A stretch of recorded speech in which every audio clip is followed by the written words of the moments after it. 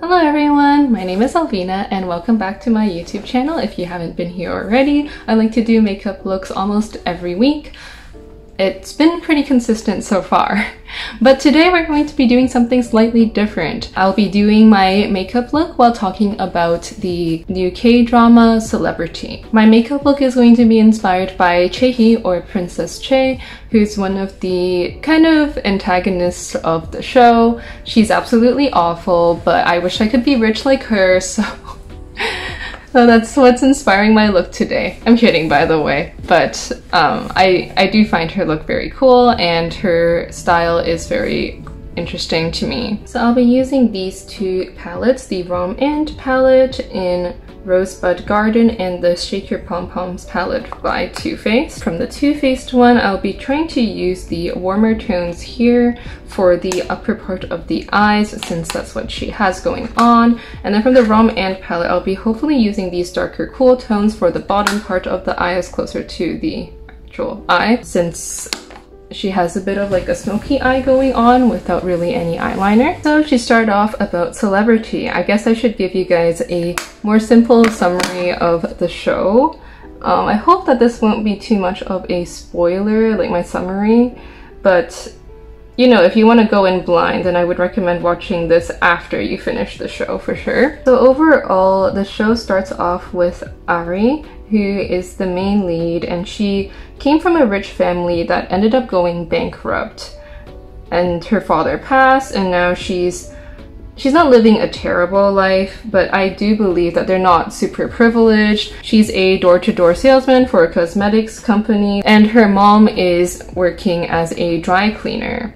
Ari ends up bumping into an old classmate who knew her when she was rich and in high school, and the old classmate believes that Ari went to an Ivy League, and since the old classmate is an influencer, she thought like getting close to Ari would be a good idea, and ends up inviting her to an influencer party. And that's where the entire story gets started, and one way or another, with luck and with her connection to this high school friend, who's not really her friend and I think secretly hates her, actually we know secretly hates her, Ari ends up making a social media account and becoming extremely successful. However, the story takes place with like doing a flashback between the present and the past being Ari's rise to fame, and the present being everyone thinking that Ari has died for the past 3 years and has somehow come back to life and is live streaming, talking about all the scandals that her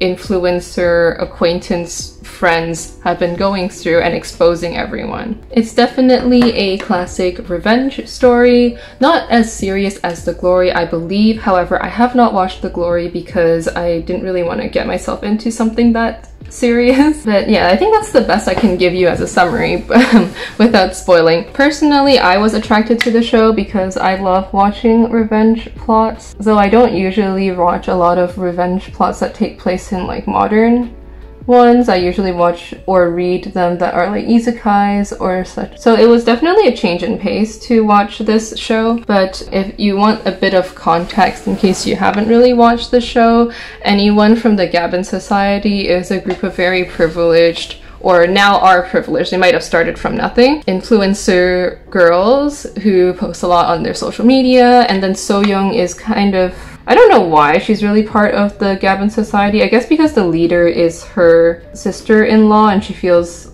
she is kind of responsible for that.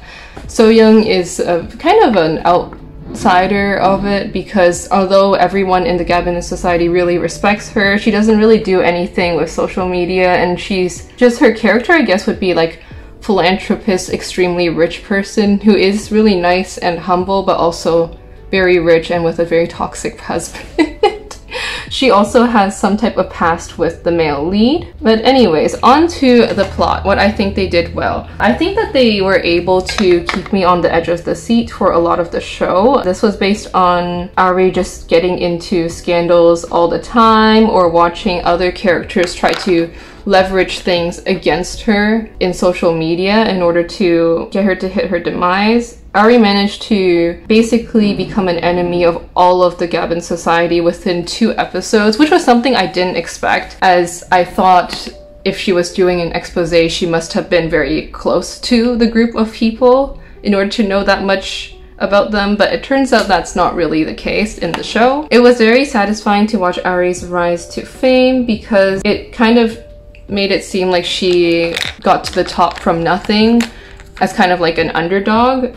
Although if you really watch the show, you know that's not true. A lot of it was based on the simple connection that she happened to stumble upon with her old high school friend and the favoritism of So-young, the rich philanthropist that's a part of the Gavin Society. It's also known that Ari does seem to have a natural talent for social media and style and clothing in general due to, well, the style and clothing part is due to the fact that her father was I think a clothing maker or something in that industry, so she has pretty good knowledge of what's good quality and such. Her style, though, is probably something she developed on her own, and I like it. It's a very simple style, and she, at the start at least, was using like pretty cheap stuff that she got from everywhere, and everyone still admired her style. One complaint that I do have about the plot line is the repetitiveness. After talking with one of my friends who also watched the show, and she mentioned how, like, although the cliffhangers were enticing to me, they were kind of repetitive. Just watching the sudden growth and then suddenly, oh, this scandal happens and then Ari loses however many followers and such. A few things that I did find a bit strange for them to include more than once on their plot line was Katie spilling wine on people's dresses twice in the show. I feel like was kind of unnecessary. I feel like they could have done a different way of showing her just throwing her tantrums out of control, but honestly that's a bit nitpicky. I don't think it really matters that much. However, I do find that, mind you, this is a huge spoiler, but having 2 fake death plotlines in one show, are you kidding? That was excessive. You could have just done with 1. You don't need 2. It just kind of made it very anticlimactic at the end. I mean, like, obviously I don't like sad endings and I don't really want it to be a bad ending, but really just everyone fake dying and coming back to life is I don't know, not very interesting of a plot line to me. Something that I feel like they did kind of well was exposing like celebrity, or sorry, more of influencer scams. I do see a lot of people commenting on influencers nowadays and how they aren't really perfect, which is obviously the case. Nobody's perfect, but there's a lot more stuff coming out about people who turn out to be very like just not great people who are famous online. And I feel like celebrity does a good way of showing the duality of somebody being an influencer and what they do with their fame. For example, one of the characters sells fake luxury items to her fan base, which is kind of a scandal. Besides selling fake stuff, there's also the like just being a terrible person and just spreading fake rumors about people as a part of a celebrity. Like it shows you how even if someone is super famous, what they say might not necessarily be true, and it could be just a rumor and something fabricated just to get them a chance of a rise in fame and popularity. And I think it's a very good thing to keep in mind when you're online, just to not get easily swayed by things just because you like someone's online personality. And I think it's hard to not get swayed by something like that. I do think they had a very good point about toxic fans or negativity online, just online hate in general, how it's anonymous, and the idea that even finding out who the person is might not necessarily help you very much. Besides that, I also found that their imagery of online hate was very cool to me. Seeing the people typing or whatever but not seeing their faces, it's a very good touch to show how anonymity online can cause people to be very mean, and you know, sometimes you just can't catch them. It's just a part of life. Obviously you shouldn't be mean to people, but that's the part of people being famous online, is to get critiqued a lot. However, I do feel like they messed up kind of the ending, and I didn't really realize this until I talked about the show with my friend, and she mentioned how the ending was so anticlimactic, which I did warn her before she watched the show. But I couldn't actually figure out why I found the show so anticlimactic at the end. And like, besides obviously the huge spoiler, besides the fake deaths not actually being fake. But the other thing was that they revealed who the main hater was, which was BBB Famous, and who she was in real life. Although I found it very interesting that she was the masseuse of the girls, which made sense because she would always be around when the gossiping was going on and she would know what's going on. However, I don't think it was necessary. At the end, they still showed that it was pointless for Ari to find out who it was. This great supervillain was actually just someone who was extremely mentally disturbed. However, I don't think it was necessary to show that, and it does villainize somebody who's just going through something terrible. So yeah, I feel like if their entire message started off about the anonymity of people being online, it defeats the purpose when they somehow have the ability to find out who the person who was anonymous was. I can't believe they made it a plot point that she pretended to die in order to uncover who BBB Famous was, which was like the least concerning thing. Of course, she is scary, she is a stalker, and she does need to be stopped, but I don't think it was necessary to do that. If it was in order to take down the corporation that was pretty evil, which was Princess Che's family basically, I would understand, but it wasn't to do that. She said it was just in order to take down BBB Famous, which I found kind of ridiculous. Especially, I know her mom wasn't perfect and she did piss me off sometimes, but I don't think that it was worth making her mom basically go insane thinking that her daughter was dead for the past 3 years. She probably went through so much just thinking that her daughter died. Like, I just don't feel like the ends justified the means. And I know that it's kind of implied in the show that the ends didn't justify the means, but they glossed it over so much with her mom. Like, I don't know. I don't think it would have been easy to forgive to find out that your daughter was just like hiding the fact that she was alive from you for the entire time and you actually thought that she died. I don't know. That was just not it for me. Before I go in about the complaints of the show, I would like to talk about my favorite characters, just for the fun of it. One of my favorite characters, like my actual favorite, is So-young. Besides Ari, it's fun to watch her rise to fame, but honestly, I didn't really connect well with her character, and I think we weren't really meant to. She was kind of distant as a main lead, and since the show is kind of a mystery surrounding her, she kept a lot of things from the audience, which made me feel less connected to her, but I think all of that is very valid based on how the show works. My favorite character was So-young. I found that she seemed very genuine and caring. Most of her actions were not very selfish. Spoiler alert! Except for the decisions that ended up with the death of one of the very minor character, but because they didn't want, well, she and her husband didn't want the sister-in-law to get into trouble, which is Princess Che, for drug abuse, they took a guy to this plastic surgery place instead of taking him to an actual hospital. The plastic surgery places, the guy was friends with Che's brother, so it's kind of like a connections thing, and they would keep the entire thing under the wraps. So basically they prioritize keeping things under the wraps than somebody's life, which is very messed up. Though I do believe that So-young felt like she didn't really have a choice. Her family pressured her into a marriage, which you find out at the end, with this guy, and she basically had to do a lot of things that she didn't want to do until the very end, where she finally broke free of all of that and decided to just live her own life and stop worrying about what all of these people think about her.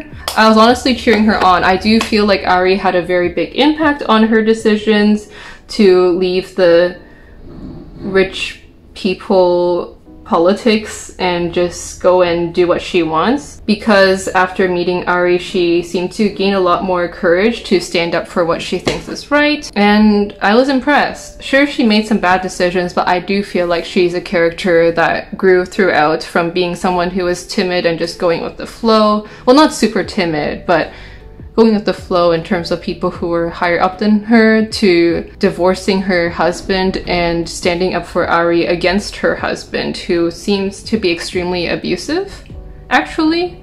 Though he might not have shown his true colors while they were together, he really showed them at the end. He's a scary guy. My second favorite character is, of course, Princess Che. I don't actually like her as a person. She's awful.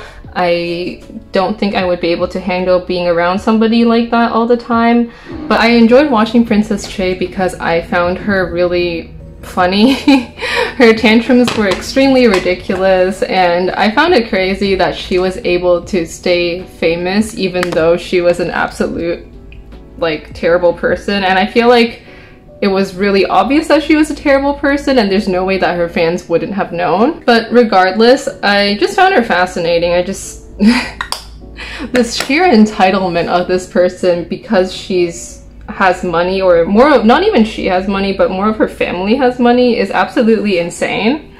And I think it was kind of refreshing because a lot of the characters in the show can be seen as kind of schemers. I mean, obviously not So Young, because I like her a lot, but she clearly doesn't have the brains to really be a schemer. Like, sure, she has some decent ideas on how to protect her public image, but a lot of the times I find that she's just not built to do something like that. She's someone who gets angry easily, really thinks with her heart and not her head, and her heart is kind of gross, honestly, but it's okay. Overall, I'm glad that she wasn't really the super villain. Like, yes, she was awful, but I would say that the supervillain was her brother, who really had the brains behind the operation and kind of stopped her from just derailing her entire public image. As for one of the other things that pissed me off that I didn't really get the chance to talk about over so far, because it's kind of a minor detail, but I found the romance in the show very unnecessary and done badly.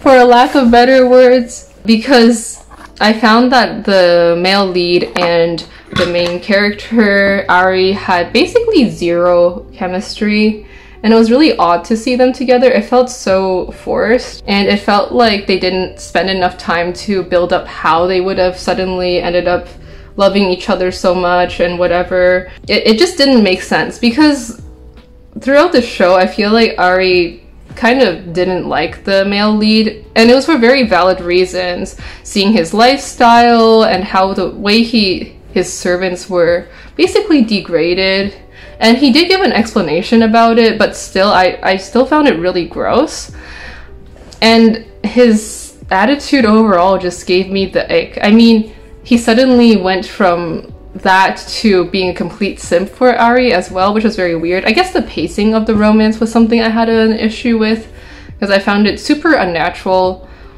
So yeah, it was really disappointing. I feel like they could have done so much more if they just cut out the romance and put in more plot instead. But I also do understand that even for me, I find it more attractive, like I find myself more attracted to K-dramas if there's some romance going on. It's just this one I feel like was not an addition to the storyline and more of detracted from it. So I basically finished my look. I just put on some lipstick and my falsies while I was off camera. I'm putting on a windbreaker with a white tank. I think I saw that in one of the screenshots that I found online of Chihi's looks, but it's probably not very common for her. She would probably also have a designer bag on her, which I don't own, so I'm not going to be doing that. I'm not buying a designer bag just to finish off this look. But yeah, let me know what you thought about the makeup look. That was inspired by the show. Overall, my general thoughts on this show, it's not a bad show. I feel like the plot line was done pretty okay, even though it was a bit repetitive, but overall, it was a fun show to watch if you're into revenge plots and you're into influencer scandals, I think it's a great show to watch. Of course, there are things that the show could have done better. For example, the negativity online that I mentioned earlier. The ending wasn't the best. If you haven't watched it, that's all I'm gonna say about it. The ending wasn't the best, but I've definitely seen K-dramas that have done way worse in terms of endings, so I think it was fine. It was passable. Let me know if you end up watching the show, or if you've had already, let me know what you think about the show. It would be cool to just hear a few more opinions about it. And I hope you enjoyed this look and the commentary. I hope it wasn't too disorganized. I tried to script it this time, but I find it very hard to convey my thoughts into words, especially on camera. So that is something that I am working on. But yes, thank you for watching, and please like, comment, and subscribe. And I'll see you next week. Bye-bye now!